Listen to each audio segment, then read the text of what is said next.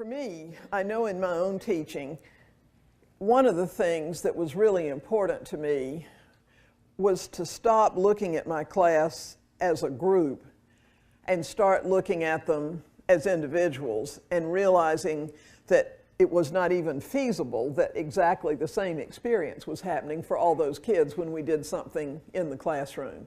Really to kind of look at them with the notion that they come to us with different language backgrounds, certainly with different genders, with different degrees of security, with different past experiences in school, with different levels of self-confidence about the subject, with different peer relationships, a thousand things that can intervene in there to affect what happens in a teaching and learning situation.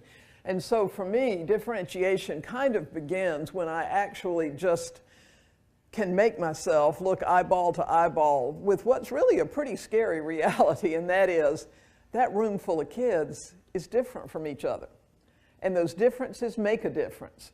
And if I want to do the best job of teaching that I can spend a pretty good chunk of my career trying to understand those differences and respond to those differences. It's not something you do on a day. It's a commitment to say I can look harder, I can look beneath the surface, I can understand a few more things, I can peel back a little more of the surface than I've been able to do before. And to the degree that I can acknowledge and accept those differences and then start working with them as a part of my teaching plan, I'll probably do better. That for me is sort of a genesis of differentiation, I guess.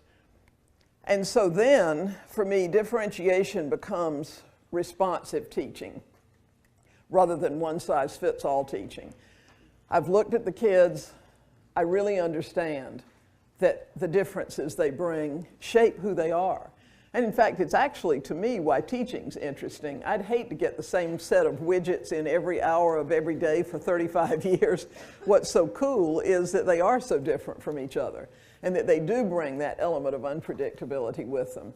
And if I can really look at those differences and can really wrap around the fact that those differences matter, then at some point, hopefully, what I'm going to do is say to myself, you know what? When I teach, I have to respond to those differences. I can't look past them. I have to look at them, and I have to plan with them in mind. That doesn't mean that we jettison the content that we're responsible for. Clearly, we have major responsibilities for content that has important implications for kids, even if you overlook the test part. What it means is we quit just teaching content, and we become keenly aware that we have to teach content to human beings, and then in order to transfer that content so that it becomes a part of their lives, we have to teach it to individuals rather than just teach it. And I think that's a hard thing. I think it's a hard thing. I think it's hard enough to just cover the content. That seems beyond us most days because it has to happen so fast and there's so much of it. But differentiation suggests that to get it right, if all we care about is making sure that kids learn, we have to teach individuals the content, and we have to make sure that it's working for them.